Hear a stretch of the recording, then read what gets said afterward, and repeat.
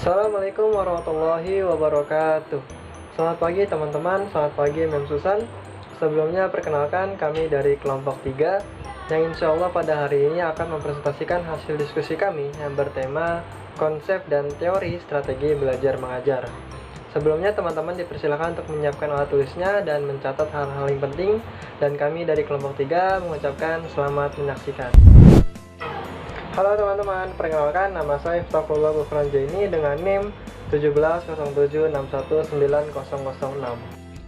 Nama saya Anak Dwi Prasasti dengan NIM 17076190038. Nama saya Rashida Zara dengan NIM 170761904. Nama saya Mahdarida Aulia dengan NIM 17076190035. Perkenalkan, nama saya Muhammad Rafli dengan NIM 17076190039. Assalamualaikum warahmatullahi wabarakatuh. Nama saya Tengku Sri Ananda dengan NIM 170761906. Oke teman-teman, kita masuk ke dalam pengertian strategi belajar mengajar. Menurut Sanjaya menjelaskan bahwa strategi pembelajaran adalah suatu kegiatan pembelajaran yang harus dikerjakan guru dan siswa agar tujuan pembelajaran dapat dicapai secara efektif dan efisien. Menurut Sanjaya juga mengatakan bahwa strategi pembelajaran ini merupakan suatu set materi dan prosedur pembelajaran yang digunakan secara bersama-sama untuk menimbulkan hasil belajar pada siswa. Nah, di lain itu, Dr. Handes Saiful Bahri Jamaroh dan Dr. Handes Aswan Zain juga mengatakan bahwa strategi belajar mengajar adalah pola-pola umum kegiatan guru anak didik dalam perwujudan kegiatan belajar mengajar untuk mencapai tujuan yang telah digariskan. Nah, dalam perwujudan kegiatan belajar mengajar untuk mencapai tujuan yang telah digariskan, itu ada 4 strategi dasar dalam belajar mengajar. Nah, apa aja sih 4 strategi dasar tersebut? Mari kita lihat di slide selanjutnya. Oke teman-teman, ini adalah 4 strategi dasar yang menjadi tujuan yang telah digariskan. Yang pertama itu adalah mengidentifikasi serta menetapkan spesifikasi dan kuantifikasi perubahan tingkah laku dan kepribadian anak didik sebagaimana yang diharapkan. Nah, di sini terlihat apa yang dijadikan sebagai sasaran dari kegiatan belajar mengajar.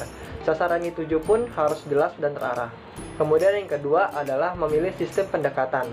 Nah, memilih sistem pendekatan ini terkait belajar mengajar berdasarkan aspirasi dan pandangan hidup masyarakat. Bagaimana cara guru memandang suatu persoalan, konsep, pengertian, dan teori apa yang guru gunakan dalam memecahkan suatu kasus akan mempengaruhi hasilnya. Kemudian yang ketiga, ada memilih dan menetapkan prosedur. Memilih dan menetapkan prosedur merupakan metode dan teknik belajar mengajar yang dianggap paling tepat dan efektif, sehingga dapat dijadikan pegangan oleh guru dan menunaikan kegiatan mengajarnya. Metode atau teknik penyajian ini digunakan untuk memotivasi anak didik agar mampu menerapkan pengetahuan dan pengalamannya untuk memecahkan masalah, berbeda dengan cara atau metode supaya anak didik terdorong dan mampu berpikir bebas dan cukup keberanian untuk mengemukakan pendapatnya sendiri. Kemudian yang keempat yaitu menetapkan norma-norma dan batas minimal keberhasilan. Nah, menetapkan norma-norma dan batas minimal keberhasilan atau kriteria serta standar keberhasilan sehingga dapat dijadikan pedoman oleh guru dalam melakukan evaluasi hasil kegiatan belajar mengajar yang selanjutnya akan dijadikan umpan balik untuk menyempurnakan sistem instruksional yang bersangkutan secara keseluruhan. Oke teman-teman, kita masuk pada macam-macam strategi belajar mengajar. Oke, yang pertama itu ada strategi expository. Nah, strategi pembelajaran ini merupakan strategi pembelajaran yang menekankan kepada proses penyampaian materi secara verbal dari seorang guru kepada sekelompok siswa, dengan maksud agar siswa dapat menguasai materi pelajaran secara optimal. Nah, dalam sistem ini juga guru menyajikan dalam bentuk yang telah disiapkan secara rapi, sistematis, dan lengkap, sehingga anak didik tinggal menyimak dan mencernanya secara tertib dan teratur. Nah, metode pembelajaran yang tepat dalam menggambarkan strategi ini yaitu ada metode ceramah dan demonstran. Nah, selanjutnya yang kedua itu strategi inquiry. Nah, strategi pembelajaran ini merupakan rangkaian kegiatan pembelajaran yang menekankan pada proses berpikir secara kritis dan analitis untuk mencari dan menemukan sendiri jawaban dari sesuatu masalah yang sedang ditanyakan. Nah, Ciri-ciri strategi ini yaitu menekankan kepada aktivitas siswa secara maksimal untuk mencari dan menemukan. Artinya strategi ini menempatkan siswa sebagai objek belajar. Kemudian yang kedua yaitu proses pembelajaran berangkat dari rasa ingin tahu siswa terhadap sesuatu. Nah, yang ketiga, jika guru memiliki waktu yang cukup untuk menggunakan pendekatan yang berpusat pada siswa, SPI merupakan strategi yang menekankan kepada pembangunan intelektual anak. Nah, strategi ini menggunakan beberapa metode yang relevan, di antaranya yaitu metode diskusi, pemberian tugas, eksperimen, dan interaksi. Nah, selanjutnya yaitu strategi yang terakhir, strategi pembelajaran peningkatan kemampuan berpikir. Nah, strategi ini merupakan strategi pembelajaran yang menekankan kepada kemampuan berpikir siswa. Nah, strategi ini menggunakan beberapa metode pembelajaran yang relevan, di antaranya metode diskusi, metode tanya jawab, dan metode eksperimen. Baik, selanjutnya kita akan membahas mengenai mode pembelajaran. Tapi sebelum masuk ke pembahasannya, kita harus bahas dulu nih apa sih yang dimaksud dengan mode pembelajaran. Di sini ada pengertian menurut ahli yaitu Joyce Well dan Calhoun. Menurut Joyce Well dan Calhoun, model pembelajaran merupakan gambaran suatu lingkungan pembelajaran yang juga meliputi perilaku kita sebagai guru saat model tersebut diterapkan. Secara spesifik, Joyce juga menjelaskan model pembelajaran adalah suatu perencanaan atau suatu pola yang digunakan sebagai pedoman dalam merencanakan pembelajaran di kelas atau pembelajaran dalam tutorial. Dan untuk menentukan perangkat-perangkat pembelajaran seperti buku-buku, film, komputer, kurikulum, dan lain sebagainya. Nah, di sini ada pengertian dari ahli lain yaitu Sukamto. Nah, Sukamto ini juga menjelaskan bahwa model pembelajaran adalah kerangka konseptual yang melukiskan prosedur yang sistematis dalam mengorganisasikan pengalaman belajar untuk mencapai tujuan belajar dan berfungsi sebagai pedoman bagi para perancang pembelajaran, khususnya guru dan para pengajar dalam merencanakan aktivitas belajar mengajar.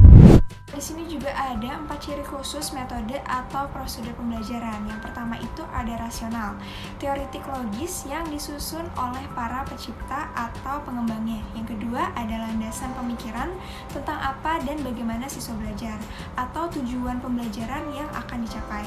Yang ketiga, tingkah laku mengajar yang dibutuhkan agar model tersebut dapat dilaksanakan dengan berhasil. Dan yang terakhir ada lingkungan belajar yang dibutuhkan agar tujuan pembelajaran tersebut dapat tercapai. Selanjutnya, model pembelajaran kontekstual atau contextual teaching and learning. Kata kontekstual di dalam Kamus Besar Bahasa Indonesia memiliki 2 arti. Yang pertama itu adalah bagian suatu uraian atau kalimat yang dapat mendukung atau menambah kejelasan suatu makna. Lalu yang kedua, situasi yang ada hubungannya dengan suatu kejadian. Johnson sendiri mengartikan bahwa pembelajaran kontekstual adalah suatu proses pendidikan yang bertujuan untuk membantu siswa melihat makna dalam bahan pelajaran yang mereka pelajari dengan cara menghubungkannya dengan konteks kehidupan mereka sehari-hari, yaitu dengan konteks lingkungan pribadinya, sosialnya, atau budayanya.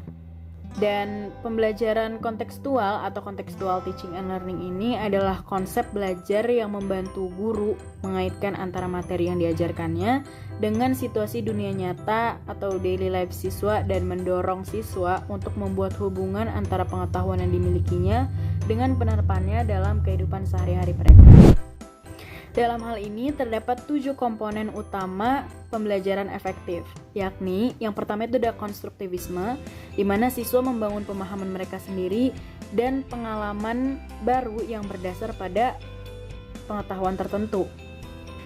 Dan pembelajaran harus dikemas menjadi proses mengkonstruksi, bukan menerima pengetahuan. Yang kedua ada bertanya atau questioning, di mana proses perpindahan dari pengamatan menjadi pemahaman, dan juga siswa belajar menggunakan keterampilan berpikir kritisnya mereka. Yang ketiga itu menemukan atau inquiry. Jadi di sini itu kegiatan guru untuk mendorong, membimbing, dan menilai kemampuan berpikir siswa. Yang keempat ada masyarakat belajar atau learning community.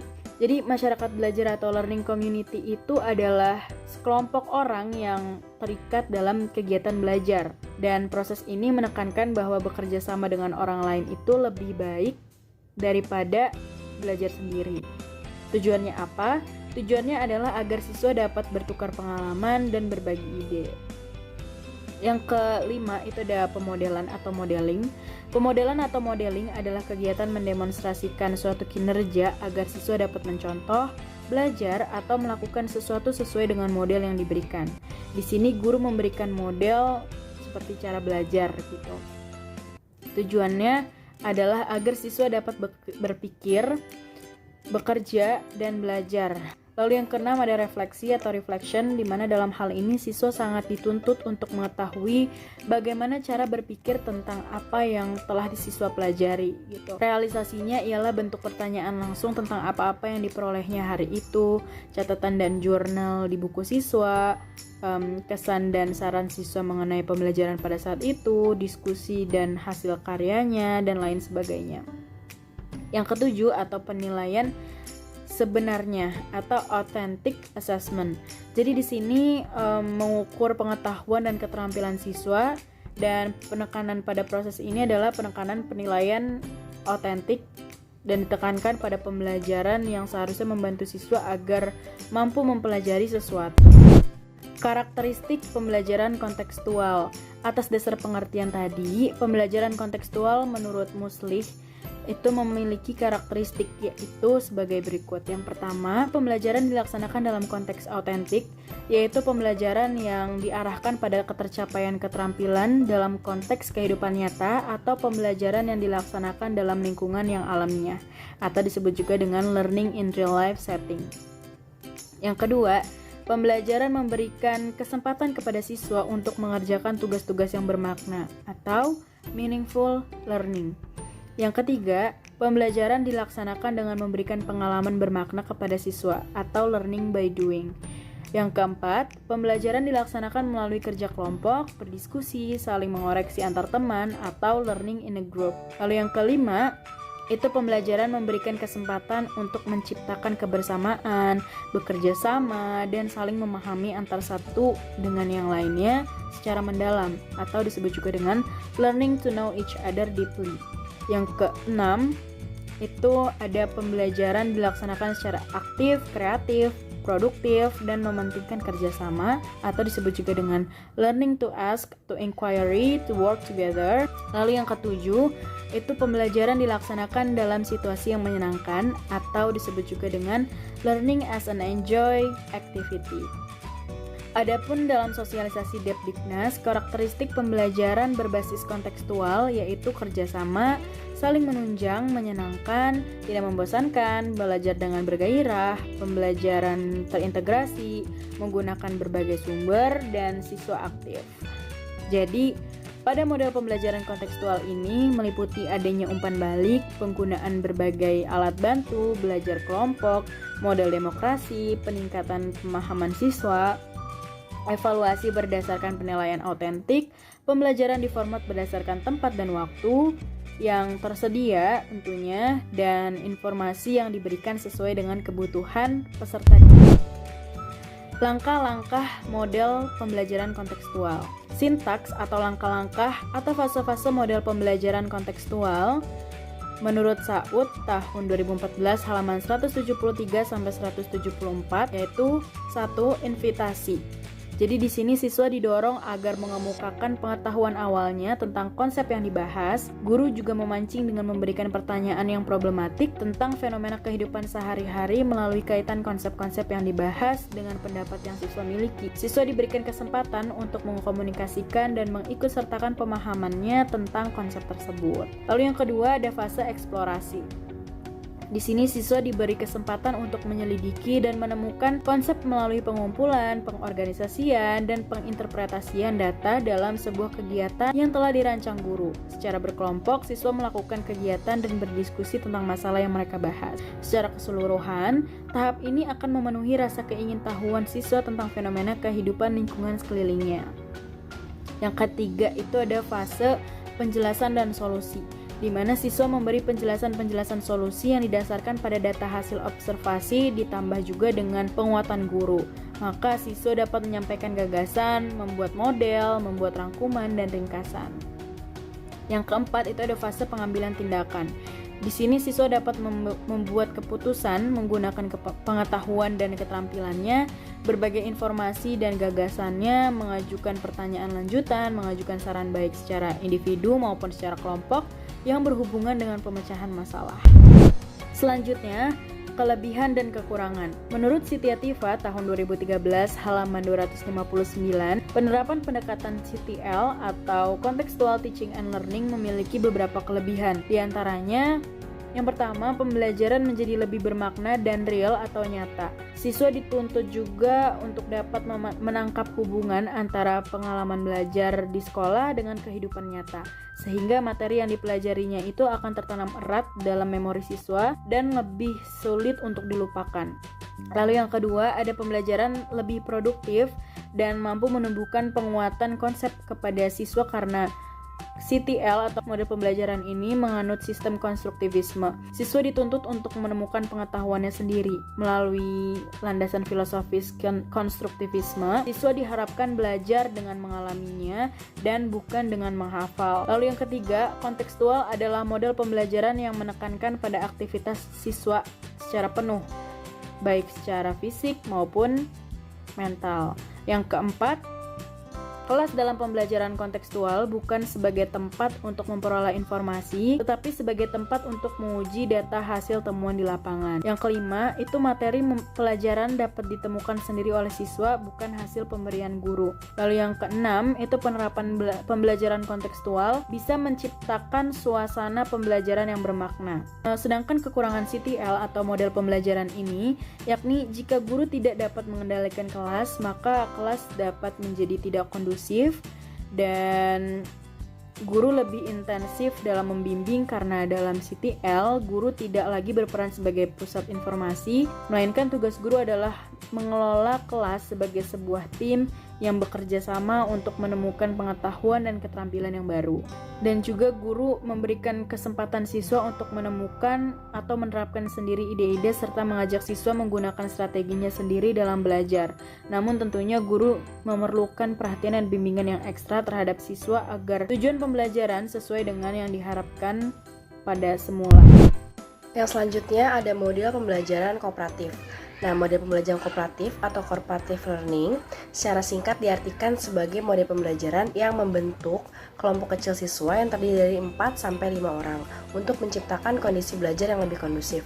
Secara umum, pembelajaran kooperatif menjadikan guru sebagai perancang tugas dan masalah serta penyedia bahan dan informasi untuk mempermudah siswa menentukan masalah yang dicari. Nah, pembelajaran kooperatif menjadikan siswa mampu untuk bekerja sama untuk memecahkan masalah yang diberikan oleh guru. Selain itu, siswa juga terbiasa untuk bertanggung jawab atas pemberian tugas yang diberikan. Dengan manfaat tersebut, siswa terbiasa untuk saling berbagi atas ilmu, pengetahuan, pengalaman, tugas, dan tanggung jawab, dan tidak lupa untuk saling membantu satu sama lain. Terdapat tipe-tipe model pembelajaran kooperatif. Nah, yang pertama ada Student Teams Achievement Division atau STAT. Nah, model pembelajaran STAT ini pada dasarnya adalah sistem pembelajaran yang menjadikan siswa berkompetisi antar kelompoknya. Sebelum melakukan pembelajaran, biasanya dilakukan tes awal untuk mengetahui sejauh mana pemahaman siswa. Nah, kemudian baru dilakukan pembagian kelompok. Selanjutnya, siswa bertanggung jawab untuk memahami materi yang diberikan dengan berdiskusi dan memaparkan materinya di depan kelompok lain. Nah, pembelajaran dilakukan seperti sedang berkompetisi dan kelompok terbaik biasanya akan mendapatkan reward dari guru. Terdapat juga langkah-langkah pembelajaran kooperatif STAT menurut Rusman tahun 2014. Yang pertama, guru harus menyampaikan tujuan dan motivasi siswa untuk belajar. Selanjutnya, dilakukan pembagian kelompok yang terdiri dari 4-5 orang dengan memperhatikan keragaman siswa seperti prestasi, jenis kelamin, dan lainnya. Kemudian, sebelum kelompok menyampaikan materi yang mereka pelajari, prestasi pertama itu dilakukan oleh guru sebagai penguat pentingnya pokok bahasan yang mereka pelajari. Kegiatan pembelajaran dan kerja tim bisa langsung dilakukan. Para kelompok diberikan tanggung jawab untuk memahami materi yang telah diberikan oleh guru. Langkah terakhir yaitu dengan kuis dan evaluasi setelah proses diskusi yang dilanjutkan dengan pemberian penghargaan bagi kelompok terbaik. Yang kedua ada tipe pembelajaran kooperatif Jigsaw. Menurut Putra tahun 2014, tipe pembelajaran kooperatif Jigsaw yaitu pembelajaran kelompok-kelompok kecil. Siswa dapat belajar dan bekerja sama sampai dengan belajar pengalaman antar kelompoknya, baik pengalaman individu ataupun kelompok. Terdapat juga langkah-langkah model pembelajaran ini. Yang pertama, siswa membentuk kelompok kecil yang beranggotakan 1-5 orang. Yang kedua, setiap anggota kelompok mendapatkan materi yang berbeda. Selanjutnya, anggota dari kelompok yang memiliki materi yang sama berkumpul untuk mendiskusikan sumber mereka dengan lebih dalam. Setelah itu, anggota kelompok kembali ke kelompok asal dan saling mengajarkan anggota kelompoknya atau tutor sebaya. Yang kelima, kelompok mempresentasikan hasil diskusi. Selanjutnya, guru memberikan evaluasi dan penguatan, dan penutupan dengan disambangi dengan kesimpulan. Yang ketiga ada Teams Game Tournament atau TGT. Nah, tipe TGT merupakan salah satu tipe kooperatif yang biasa dan mudah diaplikasikan karena melibatkan seluruh siswa tanpa mengklasifikasi perbedaan. Nah, ini melibatkan peran siswa sebagai tutor dan mengandung sistem permainan di dalamnya. Kelebihan dari tipe ini adalah adanya permainan akademik, yakni dari kelompok mewakili kelompoknya untuk bermain games. Karakteristik dari tipe TGT adalah siswa belajar dalam kelompok belajar kecil di mana di dalamnya terdapat games yang nantinya guru akan memberikan penghargaan di akhir permainan. Yang keempat ada Number Head Together atau NHT. Nah, tipe NHT yaitu kemampuan siswa untuk berkomunikasi secara lisan dan tulisan. Artinya, siswa yang sudah mendiskusikan tentang materi yang mereka dapat kemudian dapat menyampaikan hasil diskusi mereka di depan siswa lain. Dengan kata lain, kemampuan lisan dan tulisan siswa saling berkaitan. Yang terakhir ada Think Pair Share atau TPS. Nah, model pembelajaran kooperatif TPS yaitu salah satu model pembelajaran yang cukup efektif nih untuk meningkatkan aktivitas belajar karena siswa dituntut untuk melakukan aktivitas yang lebih banyak, menjadikan siswa untuk bekerja sendiri serta bekerja sama dengan orang lain. Awalnya, siswa diharuskan untuk berpikir atau think tentang permasalahan yang sedang dihadapi. Hal ini menjadikan siswa lebih tekun dalam belajar dan aktif mencari referensi.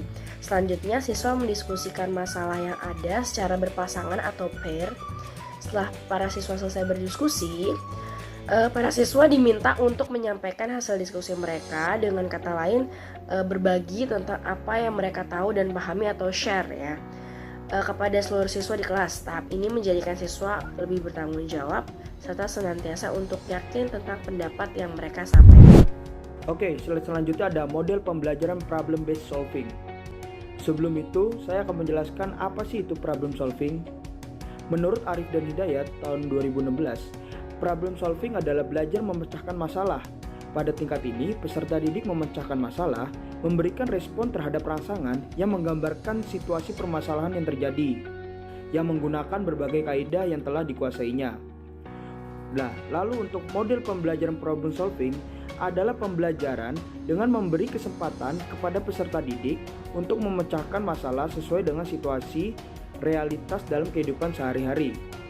Maka dapat disimpulkan bahwa model pembelajaran problem solving adalah proses pembelajaran pemecahan masalah dengan kemampuan yang dimiliki oleh peserta didik, sehingga dapat melatih kemampuan berpikir tingkat tinggi. Selain itu, peserta didik juga mendapatkan pengalaman langsung dari proses pembelajaran yang ada. Lalu, ada tujuan model pembelajaran problem solving. Di sini saya akan menjelaskan beberapa tujuan dari model pembelajaran problem solving. Yang pertama adalah siswa menjadi terampil menyeleksi informasi yang relevan, kemudian menganalisisnya dan akhirnya meneliti kembali hasilnya. Lalu yang kedua, kepuasan intelektual akan timbul dari dalam sebagai hadiah intrinsik bagi siswa. Yang ketiga, potensi intelektual siswa meningkat. Lalu yang terakhir, siswa belajar bagaimana melakukan penemuan dengan melalui proses melakukan penemuan. Lalu selanjutnya ada langkah-langkah atau sintak model pembelajaran problem based solving. Adapun langkah-langkah penggunaan model ini adalah yang pertama, adanya masalah yang jelas untuk dipecahkan. Masalah ini harus tumbuh dari peserta didik sesuai dengan taraf kemampuannya. Lalu yang kedua, mencari data atau keterangan yang dapat digunakan untuk memecahkan masalah tersebut. Misalnya dengan jalan membaca buku-buku, meneliti, bertanya, berdiskusi, dan lain-lain. Lalu yang ketiga, menetapkan jawaban sementara dari masalah tersebut. Dugaan jawaban ini tentu saja didasarkan kepada data yang telah diperoleh pada langkah kedua di atas. Yang keempat, menguji kebenaran jawaban sementara tersebut. Dalam langkah ini, peserta didik harus berusaha memecahkan masalah sehingga betul-betul yakin bahwa jawaban tersebut betul-betul cocok, apakah sesuai dengan jawaban sementara atau sama sekali tidak sesuai. Lalu yang terakhir, menarik kesimpulan. Artinya, peserta didik harus sampai pada kesimpulan terakhir tentang jawaban dari masalah. Selanjutnya, ada manfaat dari model pembelajaran problem-based solving.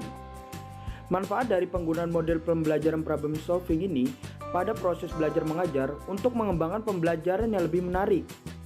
Menurut Jahiri, model pembelajaran problem solving memberikan beberapa manfaat, antara lain, yang pertama, mengembangkan sikap keterampilan siswa dalam memecahkan permasalahan, serta dalam mengambil keputusan secara objektif dan mandiri. Lalu yang kedua, mengembangkan kemampuan berpikir para siswa.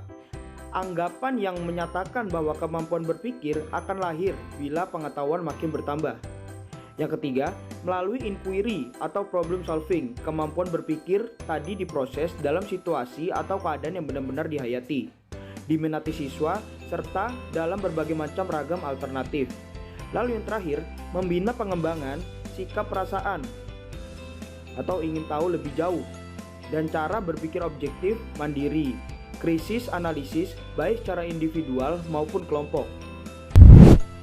Oke, selanjutnya ada kelebihan dan kekurangan dari model pembelajaran problem-based solving. Sebagai sebuah model, seperti halnya model-model atau metode-metode pembelajaran yang lain, problem-based solving memiliki kelebihan-kelebihan dan kekurangan-kekurangan. Di antaranya yang pertama, kelebihan dari model pembelajaran problem-based solving, yaitu situasi belajar menjadi lebih aktif, hidup, bersemangat, bermutu, dan berdaya guna. Serta penguasaan peserta didik terhadap bahan pelajaran lebih mendalam, juga melatih murid berpikir ilmiah. Lalu, menumbuhkan sikap objektif, percaya diri, bersungguh-sungguh, berani, serta bertanggung jawab. Lalu ada kekurangan model pembelajaran problem-based solving. Yang pertama, sulit menentukan alternatif permasalahan yang tepat untuk diajukan sesuai kemampuan anak. Yang kedua, apabila problem yang diajukan terlalu berat, akan mengandung banyak resiko. Lalu yang ketiga, guru akan mengalami kesulitan dalam mengevaluasi secara tepat proses pemecahan masalah yang dilakukan murid. Oke, selanjutnya kita akan membahas mengenai metode pembelajaran tematik. Lalu apa itu metode pembelajaran tematik? Nah, pembelajaran tematik merupakan salah satu model pembelajaran terpadu yang menggunakan tema untuk mengaitkan beberapa mata pelajaran sehingga dapat memberikan pengalaman bermakna bagi para peserta didik. Lalu apa yang disebut dengan pembelajaran terpadu? Nah, pembelajaran terpadu ini didefinisikan sebagai pembelajaran yang menghubungkan berbagai gagasan, konsep, keterampilan, sikap, dan nilai baik antar mata pelajaran maupun dalam satu mata pelajaran. Pembelajaran tematik memberi penekanan pada pemilihan suatu tema yang spesifik yang sesuai dengan materi pelajaran untuk mengajar satu atau beberapa konsep yang memadukan berbagai informasi. Ada pula pengertian pembelajaran tematik menurut ahli lain, yaitu menurut Kadarwati dan Melawi dalam bukunya yaitu yang berjudul Pembelajaran Tematik, Konsep dan Aplikasi. Ia mengatakan bahwa pembelajaran tematik merupakan suatu model pembelajaran yang memadukan beberapa materi pembelajaran dari berbagai kompetensi dasar satu atau beberapa mata pelajaran.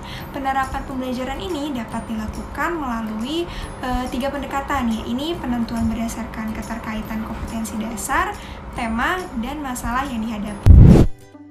Baik, selanjutnya itu ada ciri khas dari model pembelajaran tematik. Pastinya setiap model pembelajaran itu memiliki ciri khasnya masing-masing yang dapat membedakannya dengan model pembelajaran yang lain. Kalau di model pembelajaran tematik sendiri, ia memiliki model pembelajaran seperti yang pertama, pengalaman dan kegiatan belajar yang diberikan oleh model pembelajaran ini relevan dengan tingkat perkembangan dan kebutuhan anak usia sekolah dasar. Yang kedua, kegiatan-kegiatan yang dipilih dalam pelaksanaan pembelajaran tematik bertolak dari minat dan kebutuhan peserta didik. Yang ketiga, kegiatan belajar dipilih yang bermakna dan berkesan bagi peserta didik sehingga hasil belajar dapat bertahan lebih lama. Yang keempat, memberi penekanan pada keterampilan berpikir peserta didik. Dan yang kelima, menyajikan kegiatan belajar yang bersifat pragmatis sesuai dengan permasalahan yang sering ditemui oleh para peserta didik dalam lingkungannya. Dan yang terakhir, mengembangkan keterampilan sosial peserta didik seperti kerjasama, toleransi, komunikasi, dan tanggap pada gagasan orang lain. Nah, selanjutnya di sini ada tujuan dari pembelajaran tematik, yaitu yang pertama menghilangkan atau mengurangi terjadinya tumpang tindih dari setiap materi. Yang kedua, memudahkan peserta didik untuk melihat hubungan yang bermakna. Dan yang terakhir yaitu memudahkan peserta didik untuk memahami materi atau konsep secara utuh sehingga penguasaan konsep akan semakin baik dan meningkat. Menurut Ahmad Sudrajat tahun 2013, setiap model pembelajaran itu pasti memiliki karakteristik yang dapat membedakannya dengan model pembelajaran yang lain. Nah, di sini model pembelajaran tematik juga memiliki karakteristik seperti berikut. Yang pertama itu berpusat pada peserta didik. Pembelajaran tematik ini berpusat pada peserta didik atau biasa disebut sebagai student center. Hal ini sesuai dengan pendekatan belajar modern yang lebih banyak menempatkan peserta didik sebagai subjek belajar, sedangkan guru lebih banyak berperan sebagai fasilitator, yaitu memberikan kemudahan-kemudahan kepada peserta didik untuk melakukan aktivitas belajar. Jadi model pembelajaran tematik ini menekankan siswa untuk selalu aktif dalam proses belajar mengajar. Nah, yang kedua, memberikan pengalaman langsung. Nah, pembelajaran tematik ini dapat memberikan pengalaman langsung kepada peserta didik atau biasa disebut dengan direct experience. Dengan pengalaman langsung ini, peserta didik dihadapkan pada sesuatu yang nyata atau konkret sebagai dasar untuk memahami hal-hal yang lebih abstrak. Nah, yang ketiga, pemisah mata pelajaran tidak begitu jelas. Nah, maksudnya apa? Jadi dalam pembelajaran tematik, pemisahan antara mata pelajaran menjadi tidak begitu jelas. Fokus pembelajaran lebih diarahkan kepada pembahasan tema-tema yang paling dekat berkaitan dengan kehidupan peserta didik. Jadi peserta didik bakal lebih relate dengan pembahasan yang diberikan oleh pengajar. Yang keempat, menyajikan konsep dari berbagai mata pelajaran. Ini maksudnya pembelajaran tematik menyajikan konsep-konsep dari berbagai mata pelajaran dalam suatu proses pembelajaran. Dengan demikian, peserta didik mampu memahami konsep-konsep tersebut secara utuh. Hal ini diperlukan untuk membantu peserta didik dalam memecahkan masalah-masalah yang dihadapi dalam kehidupan sehari-hari atau bisa menjadi media untuk problem solving. Yang kelima, mode pembelajaran tematik ini bersifat fleksibel. Maksudnya, pembelajaran tematik ini bersifat lebih luas atau fleksibel, di mana guru dapat mengaitkan bahan ajar dari satu mata pelajaran dengan mata pelajaran yang lainnya, bahkan mengaitkannya dengan kehidupan peserta didik dan keadaan lingkungan di mana sekolah dan peserta didik berada. Jadi peserta didik bakal lebih relate dengan pembahasan-pembahasan yang diberikan oleh pengajar. Yang keenam, hasil pembelajaran sesuai dengan minat dan kebutuhan peserta didik. Peserta didik diberi kesempatan untuk mengoptimalkan potensi yang dimilikinya sesuai dengan minat dan kebutuhannya. Dan yang ketujuh, menggunakan prinsip belajar sambil bermain dan menyenangkan. Nah, pembelajaran tematik ini mengadopsi prinsip belajar dari model pembelajaran Pakem, yaitu pembelajaran aktif, kreatif, efektif, dan menyenangkan yang akan kita bahas pada next selanjutnya. Selanjutnya kita akan membahas mengenai prinsip dari model pembelajaran tematik. Nah, secara umum, prinsip dasar pembelajaran tematik ini dapat kita klasifikasikan menjadi 4 prinsip. Di antaranya yang pertama itu ada prinsip penggalian tema. Nah, prinsip penggalian tema merupakan prinsip utama atau fokus dari pembelajaran tematik ini. Dalam penggalian tema, hendaklah pengajar itu memperhatikan beberapa persyaratan. Yang pertama itu, tema itu harus tidak terlalu luas, namun dengan mudah dapat digunakan untuk memadukan banyak mata pelajaran. Yang kedua, tema itu harus bermakna, yaitu tema yang dipilih untuk dikaji harus memberikan bekal bagi peserta didik untuk belajar lebih lanjut. Yang ketiga, tema disesuaikan dengan tingkat perkembangan psikologis anak. Lalu yang keempat, tema dikembangkan harus mewadahi sebagai besar minat anak. Yang kelima, tema yang dipilih hendaknya mempertimbangkan peristiwa-peristiwa otentik yang terjadi di dalam rentang waktu belajar. Yang keenam, tema yang dipilih hendaknya memperhatikan atau mempertimbangkan kurikulum yang berlaku serta harapan dari masyarakat. Yang ketujuh, tema yang dipilih hendaknya juga untuk mempertimbangkan ketersediaan sumber belajar. Lalu ada prinsip yang kedua, yaitu prinsip pengelolaan pembelajaran. Nah, pengelolaan pembelajaran dapat dioptimalkan apabila guru mampu menempatkan dirinya dalam keseluruhan proses. Oleh sebab itu, menurut Prabowo tahun 2000, bahwa dalam pengelolaan pembelajaran hendaknya guru dapat berlaku seperti yang pertama, guru hendaknya menjadi single aktor yang mendominasi pembicaraan dalam proses belajar mengajar. Yang kedua, pemberian tanggung jawab individu dan kelompok harus jelas dalam setiap tugas yang menuntut adanya kerjasama kelompok. Yang ketiga, guru itu perlu mengakomodasi terhadap ide-ide yang terkadang sama sekali tidak terpikirkan dalam perencanaan.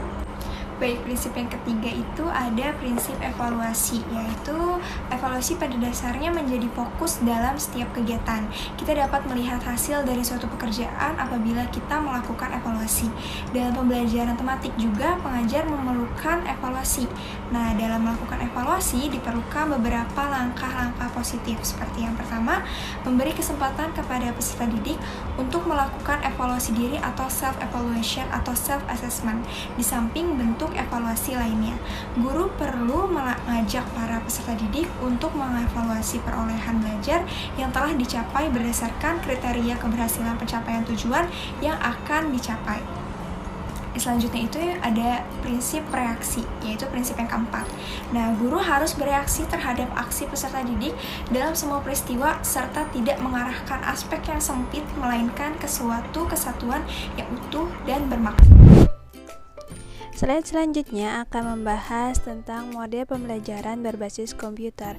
Menurut salah satu ahli, yaitu Criswell, menyatakan bahwa Computer Based Instruction atau CBI merupakan penggunaan komputer untuk menyajikan materi pembelajaran yang memberikan kesempatan kepada peserta didik untuk dapat berpartisipasi aktif dan merespon aktivitas peserta didik. Nah, istilah Computer Based Instruction ini umumnya merujuk pada semua software pendidikan yang diakses melalui komputer di mana peserta didik dapat berinteraksi langsung dengan software tersebut. Nah, maka dari itu pembelajaran berbasis komputer adalah pengelolaan pembelajaran dengan memanfaatkan penggunaan komputer sebagai media penyampaian informasi pembelajaran, latihan soal, umpan balik, dan skor jawaban peserta didik. Berikutnya, bagaimana program CBI yang baik itu? Menurut Alessi dan Trolli menyatakan bahwa program CBI yang baik haruslah meliputi 4 aktivitas. Yang pertama, informasi atau materi pelajaran harus diberikan kepada peserta didik. Hal tersebut diperuntukkan agar peserta didik memiliki gambaran tentang materi yang akan dipelajari. Yang kedua, peserta didik harus diarahkan.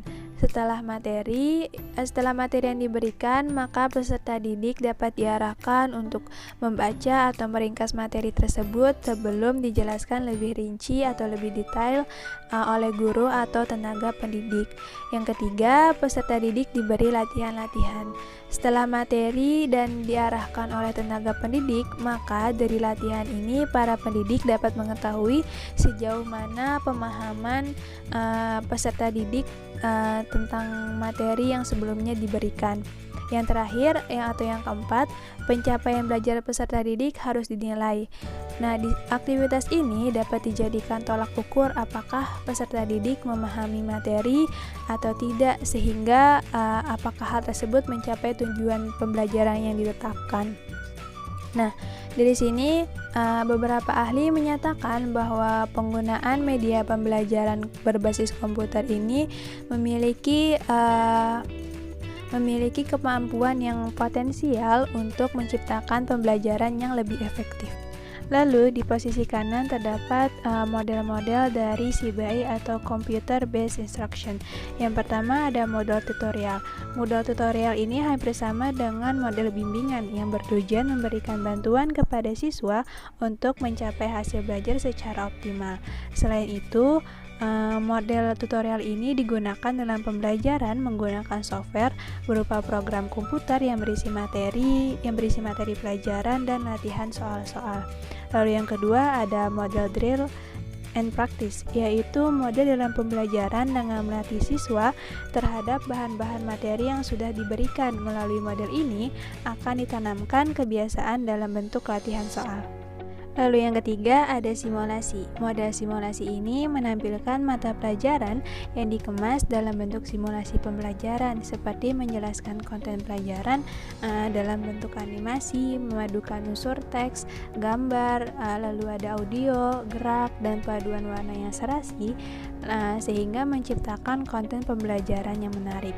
Dan yang terakhir ada games, yaitu menyediakan pengalaman belajar yang memberikan fasilitas belajar untuk menambah kemampuan siswa melalui permainan yang mendidik.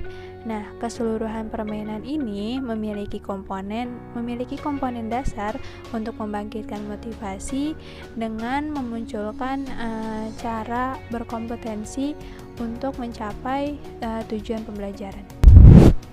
Slide selanjutnya ada prinsip-prinsip dalam menerapkan pembelajaran berbasis komputer. Menurut Kwarta Adin Prana ada 9 prinsip.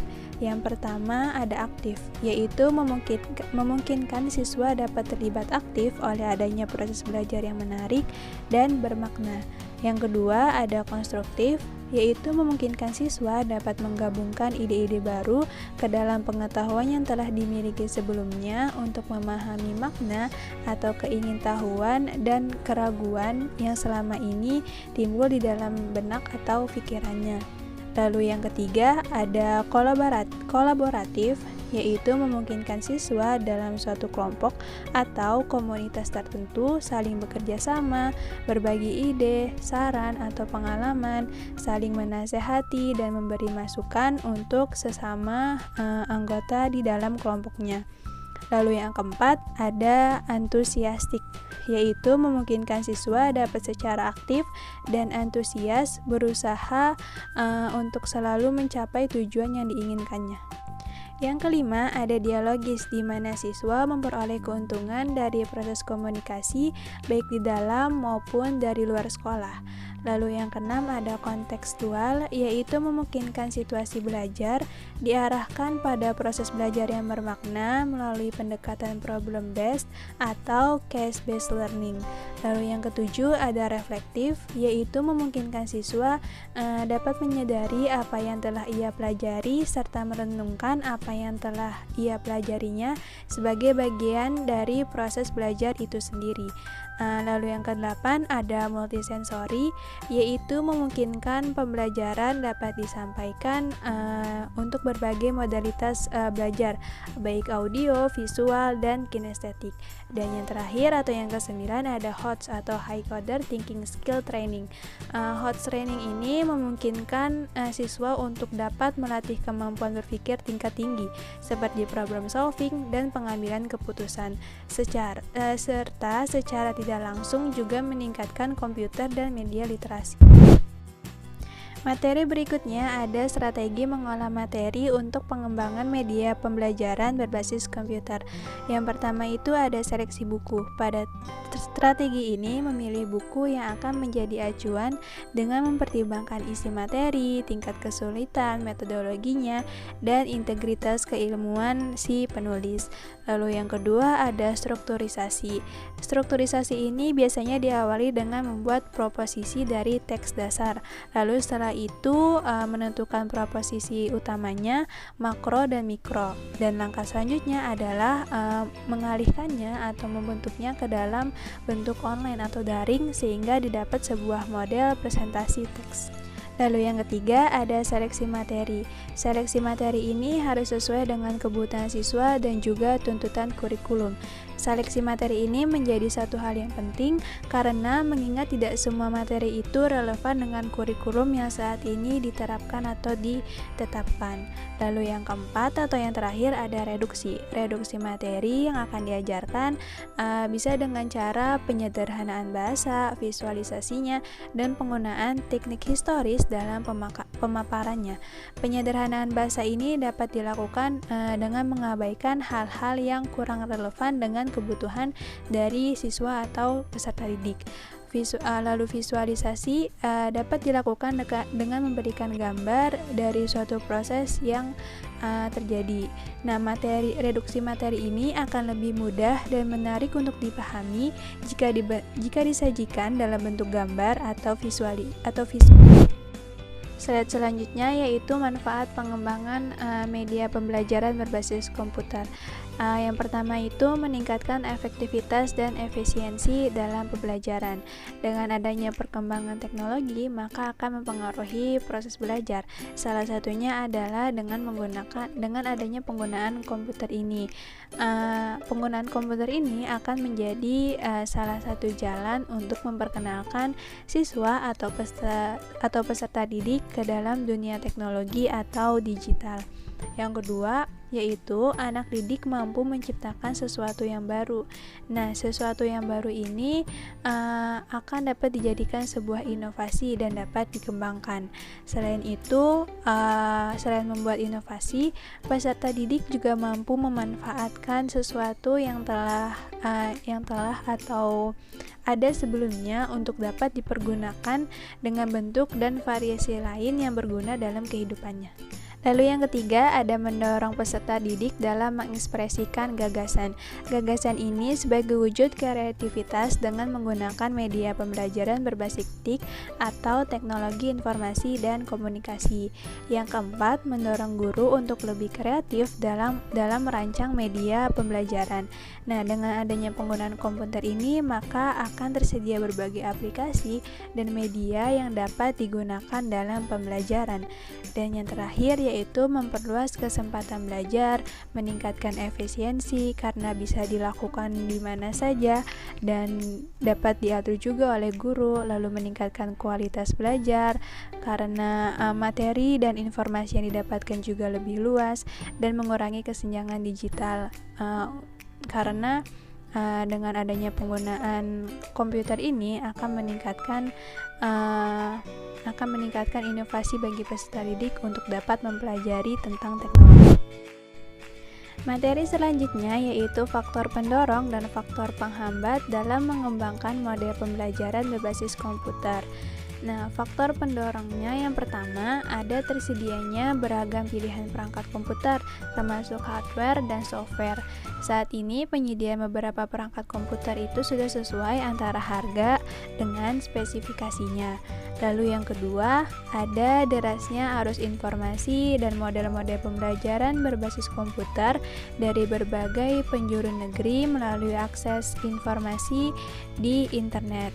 Yang ketiga, adanya dukungan dari pemerintah, yaitu melalui program pemerintah untuk merintis sekolah bertaraf internasional yang salah satu syaratnya adalah adanya penggunaan komputer ini.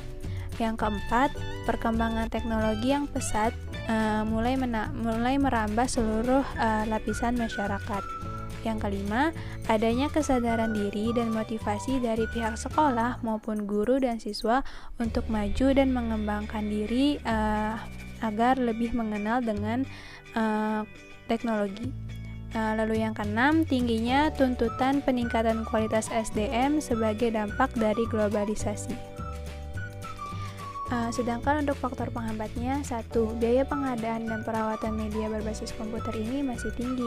Oleh karena itu, di beberapa daerah tertentu masih belum bisa menggunakan media komputer ini sebagai salah satu media untuk pembelajaran. Yang kedua, diperlukan adanya ahli atau teknisi yang berkompeten untuk mengenalkan bagaimana pemanfaatan media berbasis komputer.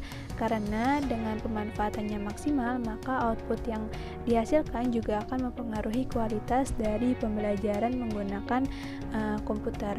Lalu yang ketiga ada kualitas SDM atau sumber daya manusia khususnya pengajar masih rendah dan sebagian besar gaptek atau gegap teknologi. Oleh sebab itu diperlukan adanya pemerataan sosialisasi penggunaan media komputer sebagai media belajar bagi para pendidik, bagi tenaga pendidik atau pengajar. Yang keempat, banyaknya variasi atau pilihan media pembelajaran berbasis komputer sehingga menyebabkan rasa bingung dalam menentukan media mana yang paling efektif yang akan digunakan dalam pembelajaran. Selanjutnya ada model pembelajaran pakem. Nah, istilah pakem yang kita kenal itu adalah kependekan dari pembelajaran aktif, kreatif, efektif, dan menyenangkan. Aktif berarti dalam proses pembelajaran, guru wajib membuat suasana tertentu yang menjadikan siswa aktif bertanya, mempertanyakan, dan menyampaikan pendapat. Keaktifan siswa ini menunjang tercapainya tujuan belajar loh. Kreatif berarti guru menjadikan kegiatan pembelajaran yang beragam atau juga dapat diartikan sebagai penumbuh motivasi, percaya diri, dan sikap kritis sehingga pembelajaran menjadi lebih bervariasi. Efektif yang dimaksud berarti kegiatan pembelajaran dimanfaatkan dengan sebaik mungkin. Guru harus memanfaatkan proses pembelajaran sesuai dengan rencana pembelajaran yang telah dirancang. Nah, yang terakhir itu ada menyenangkan. Dalam proses pembelajaran yang aktif, kreatif, dan efektif, guru juga harus menjadikan suasana kelas yang menyenangkan. Pembelajaran tidak akan maksimal jika suasana yang dihasilkan dari proses pembelajaran itu tidak menyenangkan atau cenderung membosankan. Hal ini dapat dilakukan dengan interaksi guru dan murid yang seru, penggunaan media belajar yang menarik, dan sebagainya. Hal-hal yang harus diperhatikan dalam model pembelajaran pakem menurut Sudrajat tahun 2009. Yang pertama, memahami sifat yang dimiliki anak. Karena pada dasarnya setiap anak memiliki rasa ingin tahu dan imajinasi yang tinggi. Dari sifat tersebut menjadikan berkembangnya sikap berpikir kritis dan kreatif. Suasana belajar mengharuskan terasahnya kemampuan dasar anak seperti melakukan percobaan dan kegiatan yang mendorong rasa ingin tahu lebih banyak dari proses pembelajaran. Yang kedua, mengenal anak secara per orang. Siswa satu dengan yang lain memiliki banyak perbedaan dari keterampilan ataupun latar belakang. Dalam metode pembelajaran pakem, perbedaan tersebut harus diperhatikan, sehingga setiap siswa tidak harus mengerjakan satu pekerjaan yang sama. Mungkin dapat dilihat dari keterampilan yang dimiliki, sehingga kegiatan pembelajaran dapat dirasakan secara merata. Yang ketiga, memanfaatkan perilaku anak dalam mengorganisasi belajar. Nah, sejak kecil secara alami, siswa bermain secara berkelompok. Kebiasaan ini dapat dimanfaatkan dalam melakukan kegiatan pembelajaran. Dalam mengerjakan suatu tugas, siswa akan lebih senang jika dilakukan secara bersama karena ada interaksi dan bertukar pikiran. Yang keempat, mengembangkan keterampilan berpikir kritis, kreatif, dan keterampilan memecahkan masalah. Berasal dari rasa ingin tahu dan imajinasi yang tinggi, guru harus mengembangkan dengan memberikan tugas atau memberikan pertanyaan terbuka untuk mengasah kemampuan berpikir kritis, kreatif, dan keterampilan siswa dalam memecahkan masalah. Yang kelima, mengembangkan ruang kelas sebagai lingkungan belajar yang menarik. Nah, hal ini dapat dilakukan dengan membuat ruang kelas tampak menarik dengan memajang pekerjaan siswa. Selain dapat memotivasi siswa lain, juga dapat menjadi motivasi untuk belajar. Nah, yang dipajang itu bisa berupa kerja individu ataupun kelompok seperti lukisan, puisi, ataupun peta. Yang keenam, memanfaatkan lingkungan sebagai sumber belajar. Lingkungan dapat dijadikan bahan pembelajaran, media pembelajaran, ataupun objek pembelajaran. Memanfaatkan lingkungan tidak hanya dapat dilakukan di luar kelas, tapi juga dapat dilakukan di dalam kelas seperti mencatat, mengklasifikasi, ataupun membuat tulisan. Yang ketujuh, memberikan umpan balik yang baik untuk meningkatkan kegiatan belajar. Nah, dalam pembelajaran wajib ada interaksi yang aktif di mana guru memberikan umpan balik kepada siswa seperti penguatan kekuatan siswa. Selain itu, guru dapat memeriksa pekerjaan siswa dan catatan sehingga siswa merasa hal yang mereka lakukan mendapatkan feedback yang baik. Yang terakhir, itu ada membedakan antara aktif fisik dan aktif mental. Nah, aktif fisik dan aktif mental itu jelas berbeda ya. Bukan hanya siswa yang terlihat berkelompok dengan menyusun bangku dan meja yang berhadapan, tapi juga mereka diimbangi dengan keaktifan berdiskusi dan bertanya terhadap gagasan orang lain dan mengungkapkan gagasannya sendiri.